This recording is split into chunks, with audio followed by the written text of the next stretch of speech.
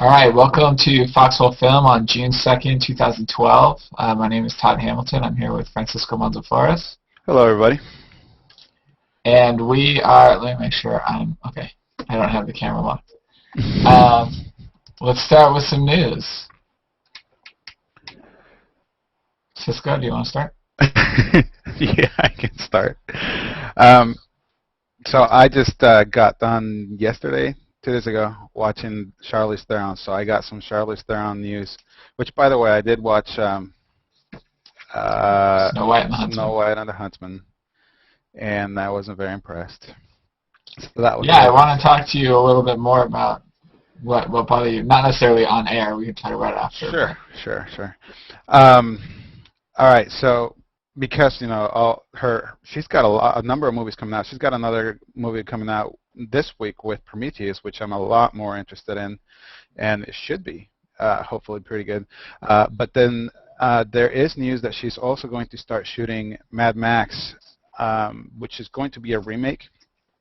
So I believe it's kind of a remaking of the origin story. So as far as what I've actually read, they're not actually going to be considering any of the prior Mad Max movies.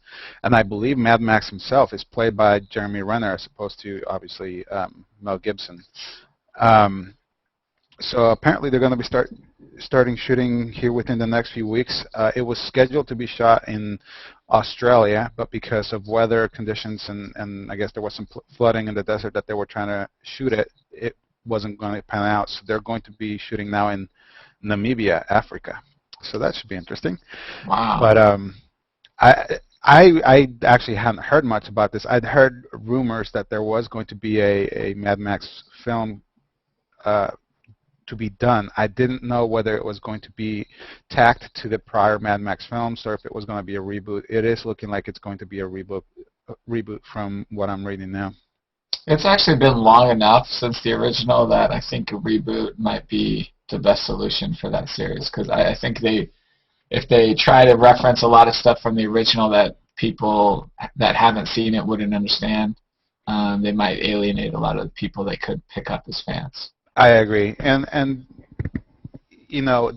think that they can harm themselves by releasing remakes too quickly after. I mean, that's one of the hesitations I have with the current Spider-Man film, is that I just watched the origin story not too long ago. I know exactly what's in it. I don't need to, and it's Spider-Man. I mean, everyone knows where Spider-Man came from by this time. So, I'm looking forward to it. I don't know what kind of changes they will be doing to the script. I'm guessing it's going to be a whole new script. Well, I don't know. I would assume, but yeah, it'll be interesting to see how they end up pulling this one out.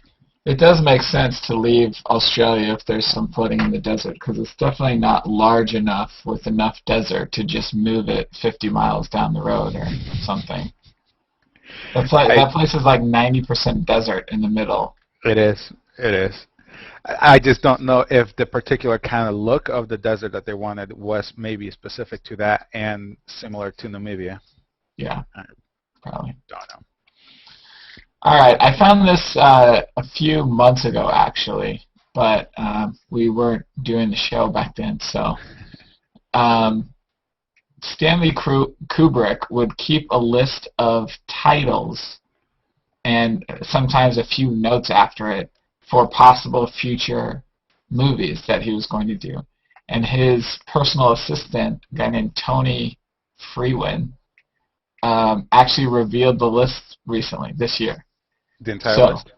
Well, I don't know for sure, but there's a few of them. Yeah, I think he's going to put them in a book called the Stanley Kubrick Archives, so maybe this isn't the full list. And I'm not even going to go through this full list because there's a lot. But now, hold on. These are titles that he was considering doing? I mean, he hadn't even written them yet. It's more of he heard something or something clicked in his head, and it was like, oh, that's an interesting thought. That's cool. Okay. And kind of just left it at that for now. So he had one called Hot Sheets, Leg Candy, Leg Magic, Feel Tight, Partition Magic. It looks like those are 5 different ones. that he wanted Sharon Stone to be in all of them. So, whatever. It's just like this 50-word title. Yeah. Where one of the words is the same. Right. He had one called Dr. Strangleglove because while he was shooting the movie, a switchboard operator misunderstood the actual title and said that, and he thought it was so great he wanted to write another movie. That actually would have been a really funny thing for him to parody himself. Yeah. Yeah, it looks like he had a kind of an obsession with Hitler for some reason. He has one called If Only the Fuhrer Knew, and then The Wizard of Auschwitz, and Auschwitz and Me. Huh, interesting. Sight Gags for Perverts. It's. I don't know that. Has he done anything with Hitler? I don't Has think he? so. I should say, because obviously he's passed away. Yeah. I don't recall. So I mean, for someone that has that many titles regarding Hitler, that's kind of strange. That he doesn't have one as of right now. Yeah, That'll be an anyway. interesting list to kind of keep an eye on. So yeah, if you want to see more of them, check out the book, The Stanley Kubrick Archives. And that's kind of one of my favorite things to do is to, if you see a really good trailer that doesn't reveal too much about a movie and stuff, my mind goes there and kind of fills in the blanks and creates a really cool movie. And then a lot of the times the real movie ends up being completely different than the one I imagine. Sometimes I just see like part of a TV commercial for something or whatever, and so I kind of can create these stories and these ideas off of just a fraction. So just keeping random titles and just throwing it out there and saying, okay, what would you make that would be titled this, and what would this person make? And I mean, it could be completely different things, but right.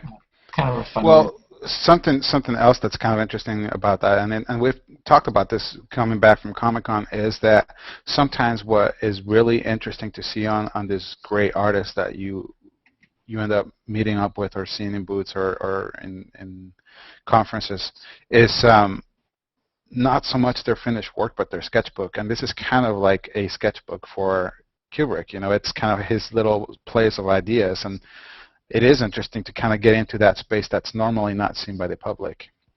Mm. Yeah, that's true. That's true.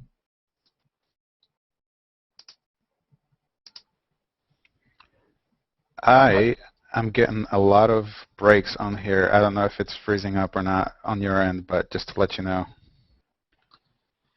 Okay. It doesn't seem to have been on my end yet, but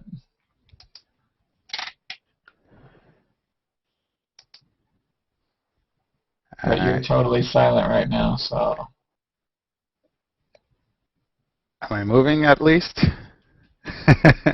Yeah, everything's running fine on my end, so I don't know what kind of issues you're having. Yeah, no, it just it stops for, 10 seconds and everything freezes. I freeze and you freeze, and so I just kind of have to wait until everything gets rolling again. Okay. All right. So I guess we can move on to another set of news. Yes. I have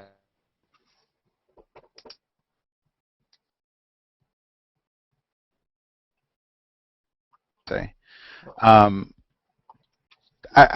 they have a project that's coming up relatively soon, from what I recall, called Cloud Atlas, and that's based off of one of my favorite novels called Cloud Atlas, written by David Mitchell.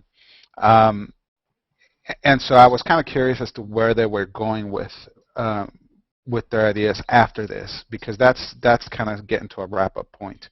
And I read in Collider that they are going to be working on a new project called Jupiter Ascending, and as of right now, the true plot points of the movie are pretty much on the wraps. Not much has been leaked, but they are commenting that essentially this is kind of what they've pieced together from the few things that have leaked. Is one, Channing Tatum, Mila Kunis are going to be in it, and it has to do with further develop or further evolved humans in other planets that are able to keep an eye on us humans. So in the evolutionary chain, we are to them as what a Cro-Magnon what it would have been to us. So we are that much more underdeveloped than they are. Mm-hmm. And in our world, they discover that this one girl, who is played by Mila Kunis, happens to have the same exact genetic code as their queen.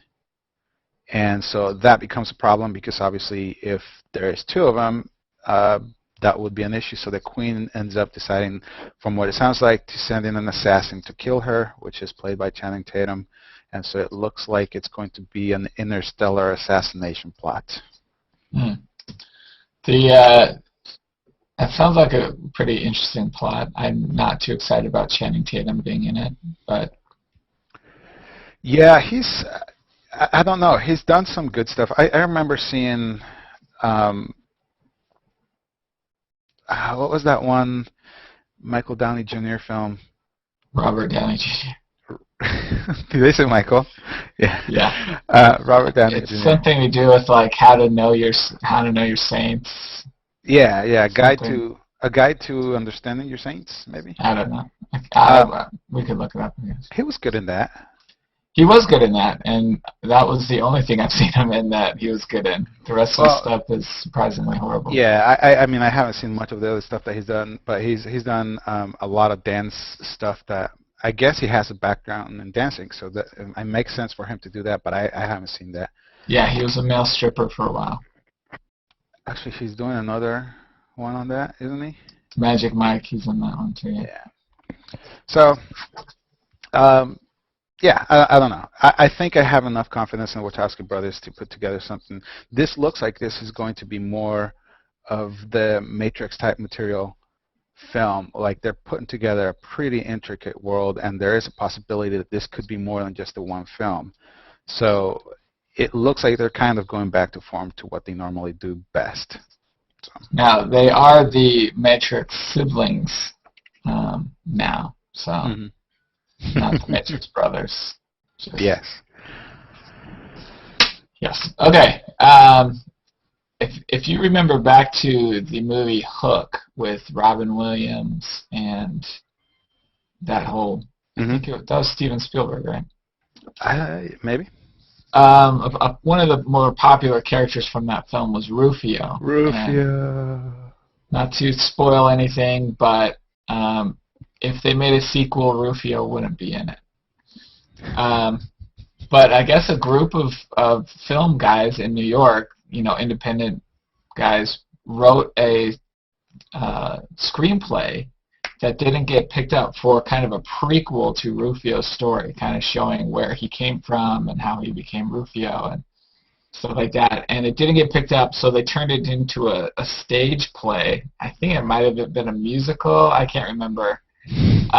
Crazy stuff. Anyway, the guy who played Rufio got a hold of the screenplay, and he is helping to produce the actual movie telling the Rufio story. Now, he's not going to be in it. It's been too long. I mean, he's an adult now, but he's going to help produce it and find a new actor to play the Rufio character, and they're going to apparently try and shoot this independently. Backstory of Rufio. So, I mean, it could crash and burn, of course, but sure. I think it's a fun idea. It'd be cool. It is. And it's nice to kind of see people like that getting actively involved in, what's essentially just a small independent movement and kind of help it along. Like you said, it may not go anywhere, and that's perfectly fine, but the fact that he was willing to kind of get involved, obviously he's attached to it. He's probably a little bit biased and wanted to see this film, but that's pretty sweet. Yeah. And, I thought he did a good job, and it surprised me that he didn't go on to do more stuff. Like, I haven't seen the movie in many years, but I remember thinking when I saw the movie, like, oh, he did pretty good. Yeah, and like you said, he was one of the more memorable characters, so it is surprising that he didn't pick up something after that. I'm actually trying to look him up right now on IMDb to see if I can find anything that he might have done. But I don't recall him being on a major role in any other film. And It was kind of the same with Jason Lee. He played Bruce Lee in Dragon the Bruce Lee story. I thought he did a pretty good job. He went on to be Mowgli from the live-action Jungle Book, that's the right. Disney version. And then I think he was in like Time Cop 3 or some like super low-budget movie. And that's all I know of his career. I do have to wonder if some of that might be racism. I didn't want to say racism, but yeah, I mean, I wonder if it might have something to do with the fact that they're not going to fit the leading role for most films because they tend to be, middle-aged white people that do that, and so I am wondering if that might be part of the issue there. Yeah, it looks like he just did a bunch of like little things for TV, a lot of TV stuff and some video game stuff, some CSI, Hawaii Five-0. That's too bad. He was in Final Fantasy VIII, the video game. Oh, that's cool. All right. My other set of news is regarding Kick-Ass, which is a fun, dark, very violent superhero film. Did you ever see Super with Rainn Wilson and? I did not. That's a James Gunn film, right? Right. Yeah. No, I didn't see that one. Don't call Kick-Ass dark until after you see Super. Okay, then I'll hold on to that judgment at least until then. I do actually want to see it. It's good. It's well made, but it's literally all over the place. Like you're laughing, and then the next scene is disturbingly violent, and I think it's slightly more realistic as to what would really happen if a normal person just tried to dress up as a superhero rather than kick ass. But it still has its moments where you're like, oh, that probably wouldn't happen. Sure. But, yeah, it's actually been on my list for a while, mostly because I follow I follow James Gunn on Facebook, and so I'm constantly getting a lot of his updates and status changes and all that. And it is interesting to watch, and as he was releasing all the pictures from that film, I did get that urge. I mean, this genre is one that appeals to me, and Kick-Ass is certainly in that realm. And I was wondering, because the way that film ends obviously kind of sets it up for a sequel, but I had not heard anything about a sequel until now. Apparently, there was no sequel option when they signed. So when they signed the contract for one film, and that was it. But it's being released by, or said by Dark Horizons, that all 4 main roles have come back and signed for the sequel, so they are going to be moving on with that. Whether they have a script or a director attached, that I don't know, but it did say that Aaron Johnson, Chloe Moretz, Christopher Mintz, all of them are back on, and Nicolas Cage as well. Nicolas Cage? Yeah, I think he's coming back to do a cameo. Like a flashback or something. Yeah. So, yeah, I'm looking forward to that. I really enjoy that film, so it'll be good to see. It's a fun film, yeah. I like it, and I did hear sequel rumors early on, and I think his name's Mark Miller, the comic guy who actually does Kick-Ass the comic. He has written Kick-Ass 2, like in comic book form. So I know there is some material for them to draw of to do that. Okay. Yeah, I mean, the way it was left open in the film obviously puts a red carpet there for a second film, so hopefully this will take off. Yeah. Cool. My final news is about Fraggle Rock.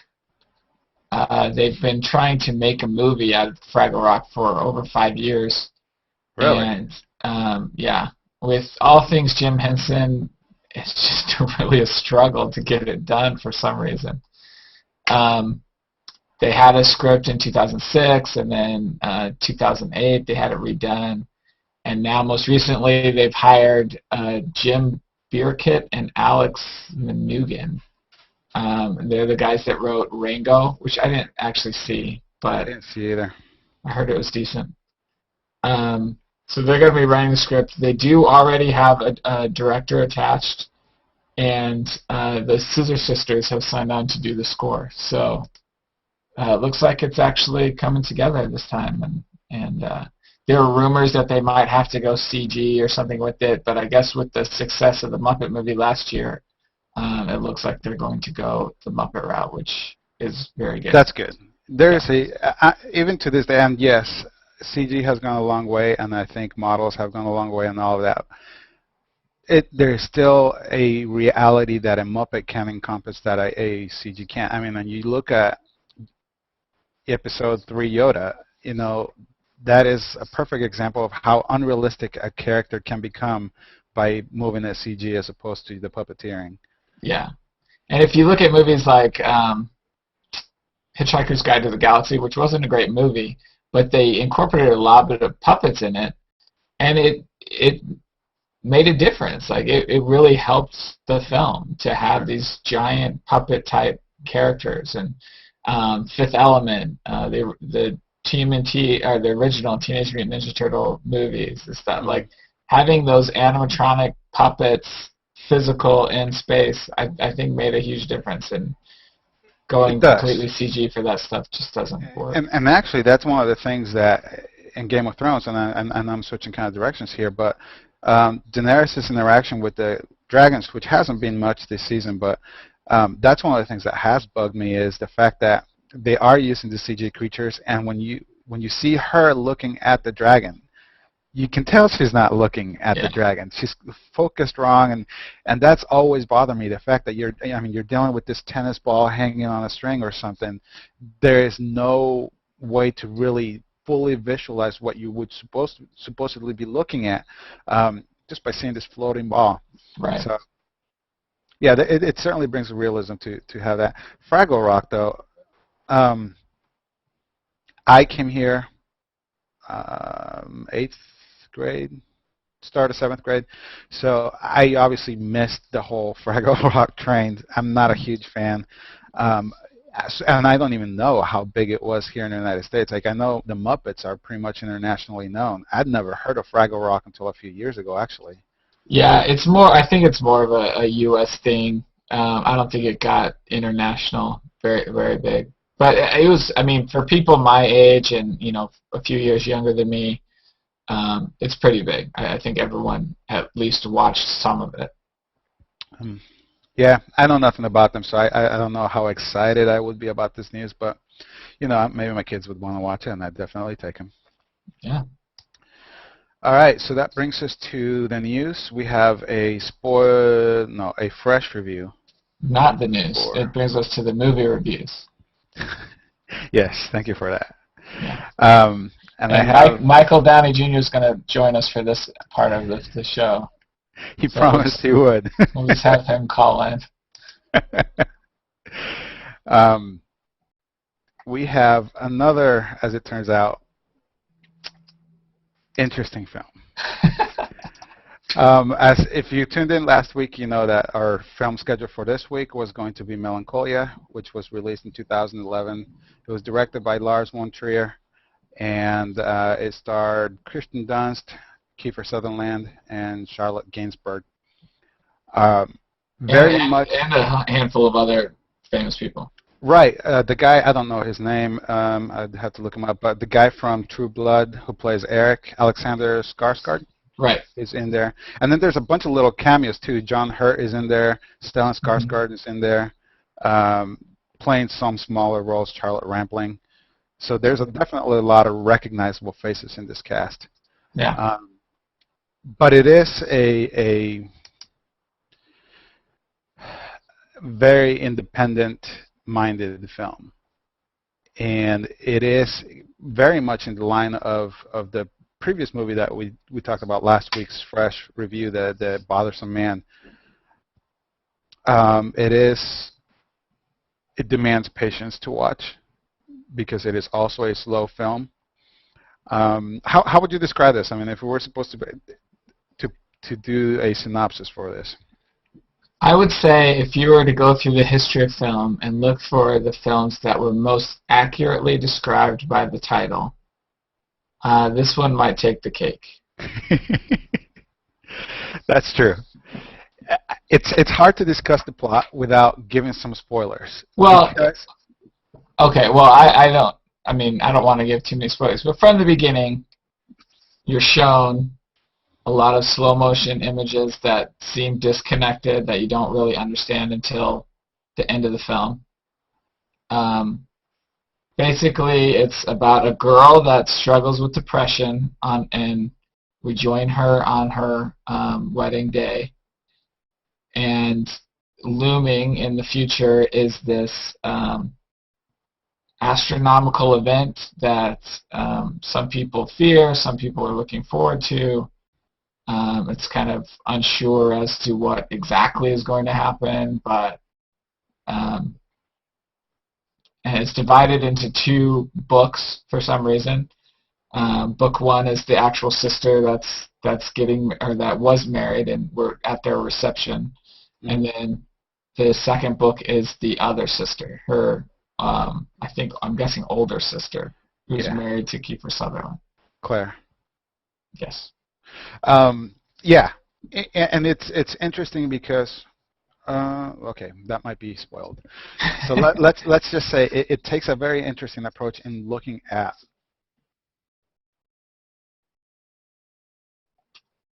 I think you froze up, dude. Those films where you just kind of end up asking yourself a lot of questions and chewing on long after you've watched this film, and it is a very depressing film. I've seen a lot of depressing films. Nobody Knows, which was terribly depressing. Obviously, you know, Requiem for a Dream, which is pretty depressing. This, while perhaps not quite in the same realm as Requiem for a Dream in terms of graphicness, it's not at all like that. So as far as watching the visuals, it's not a very graphic film. The impact, no pun intended, the impact of the film is actually far more than I would have thought it could have affected me. Like it is very much an impactful film, and so, you know, be aware that when you're watching this, you're probably gonna be depressed for a while. Yeah, it takes me a while to be honest, I'll be totally honest. When I saw this was by Lars von Trier. Correct. No, go ahead. When I chose it last week, for some reason, I always get Lars von Trier and Gus Van Sant mixed up. So I was thinking this was a Gus Van Sant movie. So I'm like, oh, okay, yeah, I like his stuff. Lars von Trier, the only thing I've watched of his was The Five Obstructions. I haven't seen Antichrist or Mandalay or all the other ones that he's done. Oh, really? I thought you'd seen all his stuff, because I've seen a number. I get them mixed up too. I do the same exact thing. The two of them, a lot of times I can't remember whose film is whose. But I have seen Antichrist. I have seen Mandalay, and I have seen Dogville. I have seen Dancer in the Dark. I've seen a lot, so I knew kind of what to expect from him. Yeah. That being said, this one, visually speaking, you know, as far as the cinematography goes, I think is my favorite one of all of them. Well, I was going to say, as far as the film goes, this is extremely well made. Cinematography, I would say even the storytelling, like, it's well directed, it's well shot. It's one of those movies that when it ended, I was like, that was a really good movie that I never want to see again. Yeah, I guess that's a very good way to put it. Oh, Mario. Sorry about that. My phone. Yeah, so you know, maybe that is where we should leave this review, because I think any other discussion we have in regards to it may end up giving away some spoilers, which we don't want to do. Yeah, I do want to say one more thing about Kirsten Dunst. I don't know. I admit I haven't seen everything she's ever done, but from what I've seen of the shows that she has done, whenever she tries to be funny or like lighthearted or anything like that, she fails miserably. She's not a very good actor when it comes to that stuff. But whenever she plays a slightly psychotic, depressed, melancholy character, I'm actually really impressed with how she does. And I don't know if that's just her natural state or I don't know, but I thought she did a really good job. I thought all the acting was great. I do agree with that. I mean, my favorite roles have been the ones that have had more of a drama-driven direction as opposed to something that's more comedic. I actually haven't seen many of her comedies or romantic type films because of the fact that just to start, I haven't even been interested in watching this, after seeing the trailers. But then there's also the fact that Lars von Trier as a director is known to kind of be the type of director that really beats the best acting out of you. And so I think part of it is credit to her. I don't want to deny that. But I do think that part of it is also Lars doing... You froze again. Particular case, the way the story unfolds, the way it's told and edited out and shown to the audience, that is crucial. How carefully the acting is unraveling parts of this relationships, which are crucial to the entire film. Right. And I thought that was really, really well done. Agreed. So we'll leave it at that. It's a recommended watch if you are in the mood. Like, make sure you're ready to right chill. If you're willing to watch a depressing film, and if you're okay with that, this to me is a solid A. I love this film. It is just sad. I'll give it maybe an A-. So definitely worth watching, but yeah, don't. Make sure you have suicide hotline on your cell phone and stuff while you're watching. All right. So the second film. Are you there? It seems to have frozen on me again. Yes, I'm here. Okay. Do you want to go ahead and start this? Well, we talked about The Bothersome Man last week, and now we're going to get into the spoiled review. So if you haven't seen it yet and are planning on seeing it, go ahead and shut this off and go watch it right now, and then come back and watch the rest. Actually, though, if we are sending people out, let's go ahead and mention that our film for next week is going to be Wild Target, directed by Jonathan Lynn, starring Bill Nighy, Emily Blunt, and Rupert Grint. And so that's the one that we're going to be talking about next week. And we specifically chose this film. Neither of us have seen it, but we specifically chose it to hopefully be different than the films that we've done over the last couple of weeks. So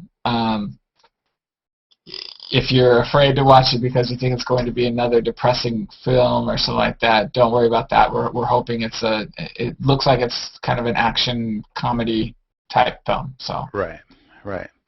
And we do want to keep it we do watch a lot of independent, darker films, but we do not want to keep that as a pattern here. A weekly thing, yeah. Right. Exactly.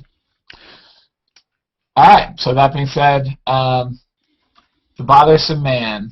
So we kind of told you what this was basically about in last week. So we can just jump straight into spoiler territory, I guess. Mm-hmm. Sure. Now, when I have to admit, when I saw this movie, that initial scene where he's in the train station, mm-hmm. and then it shows that scene again halfway through. When I was originally watching the film, I thought those were two separate instances. To say, oh, he was in normal life, and then he killed himself, and he goes to this place, and then he gets sick of this place, so his idea was, oh, I'm going to kill myself to get put into another place. Mm-hmm. And so he kind of tries to do the same thing again, and then obviously that does not work at all. But after thinking about it and talking to you last week, I have abandoned that idea. I think that initial scene of him killing himself is the actual same scene down in the subway from the middle of the scene. So there really is no explanation as to why he ends up in this town. Yeah, I saw it the way you now seem to kind of see it. I saw it as, you're given this moment, and at first I thought that's what ended with him at the village as well. And then as the scene came back up again, I realized that it wasn't, that it was the same film, or I'm sorry, the same scene. But I thought the editing was purposely done that way because of the way that this film ends. To me, all of this is kind of a statement saying that, all of this cycles through, regardless of where you're at, regardless of what you're doing, no matter what your point of view is, you're always going to have this kind of dissatisfaction with your life. Exactly. The grass is always greener. Exactly. Yeah. And without taking that moment out and bringing it back in, the simple thing to say is it's just a flashback.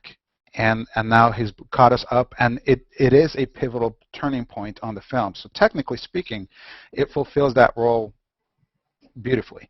But I think on a more symbolic level, it does kind of make that statement of no matter where you're at, and when you look at the film, he manages to escape the town, he manages to get through into this bus, or he actually gets shoved into the bus, and when he comes out, he's no better off. In fact, he might be worse off. It looks worse off.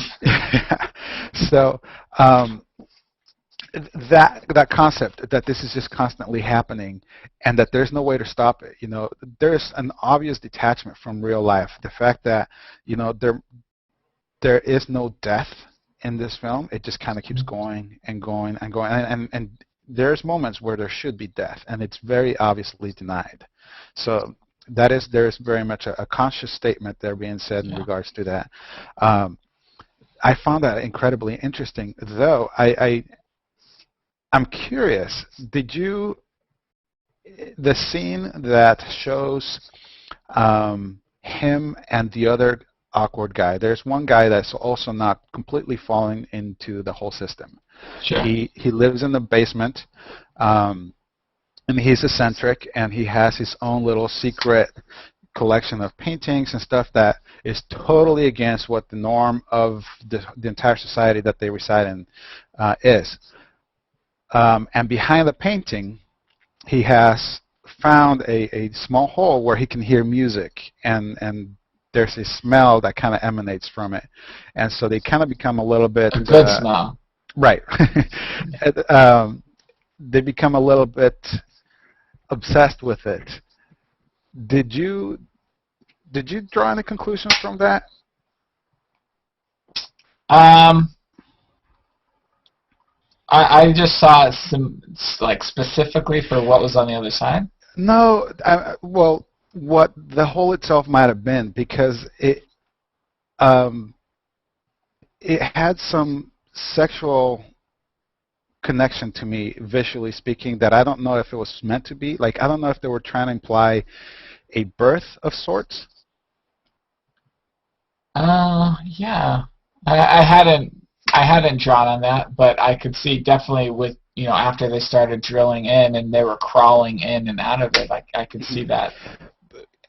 Because, and maybe my mind was just in the gutter during this time, but like looking at the hole itself, the shape of it, it seemed to be very much in the shape of a female reproductive system. And so to me, I don't know what connection they were trying to, or if I had simply made that connection myself, and maybe there isn't that symbolism going on. But to me, it kind of seemed to say that there's an implication that after you die, obviously, there's either heaven or hell or some sort of afterlife. And I'm wondering if he's trying to say that there is something that comes before life as well, and that there are these people that are kind of stuck in there. So what we might have seen is not necessarily heaven or hell, but whatever comes before life, and they're struggling to get out into the world where we're actually at. Does that make sense? I could see that. I mean, the thing that's driving them to that is the missing of memories that they previously had. Right. So, and that's kind of what speaks about that loop, the fact that it's kind of a continuous thing. yeah, so maybe they lived and they died, and that put them in this purgatory, whatever, city, and they're trying to be born again back into our world, Regular. but they're stuck there. Sure. Yeah, I don't know. That's a good thought to think about. I don't know where him reaching through and grabbing the bread would fall into that whole theory. It's all he could get. It was just a little piece. I watched part of it with my brother Matt. Actually, he came over to watch. Well, he came over and I was watching it, so he watched some of it. And we watched that part together, and we were talking, and like, what if you were seeing this from the other side? Like, what if you were literally sitting in your kitchen having your morning, coffee and newspaper, read the newspaper or something, and then your wall busts down and some guy's hand comes through and takes your bread. Right, yeah, exactly. Not even asking for permission. It's just like, here, I'm going to take this. Like, what would you do? Like, you'd be like, oh, okay. I actually kind of half expected something like that to happen. I'm glad they didn't. I think that could have gotten really goofy. There is a very black humor to this film, and I very much enjoyed that aspect of it. It is dark and it is twisted, it's messed up, but it's so funny at some points because they treat the characters very much in line to some of the most like strictly organized people are in our world. Like, I could see a lot of people, not a lot of people, some people that I know that are kind of in that mentality, and so to see this person that contrasts them so much is really, really interesting to watch, and it plays along in various scenarios, which is essentially the first half of the film is kind of building up how strange this world is, and it shows you in at work. And you kind of, once you accept it at work, is like, well, it can't work on a relationship, and then they show it in a relationship. And once they do that, you're like, well, maybe if he breaks out of that relationship and tries something that's completely wrong in that relationship, and it still works in that, and so it just keeps escalating and escalating and escalating to the point where it just gets to, where is the end? Where does this finish? And I think that's kind of the point that they're making. And to the conversation that we had last week, this is why I don't think it works in short format, because it needed that build-up, it needed that escalation to get to the point where you're just like, this is ridiculous. I think one thing to keep in mind as you're watching this as well is that it is, was it from Norway? Is that what yeah, Norwegian. Uh-huh.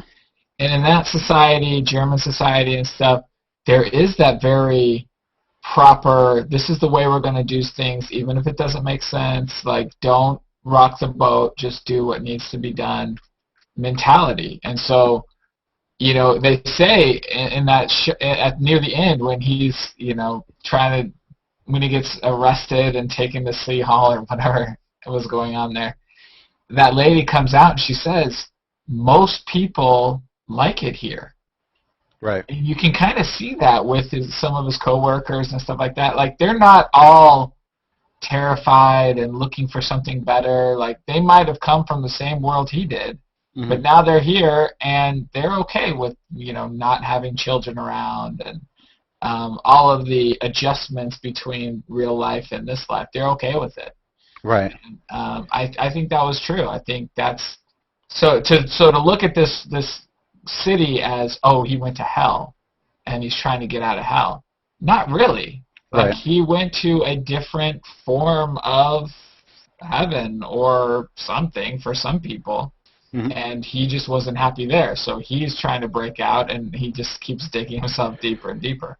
And that is, you could take the entire film and kind of turn it to where maybe it's a society where he would be entirely happy and that other guy would be entirely happy, but you know that one of these other characters could have slipped in there, and they would be now him. They would be Yeah. the ones unhappy, and so it doesn't give any answers. It's not saying, oh, this is the bad kind of society and this is what's good.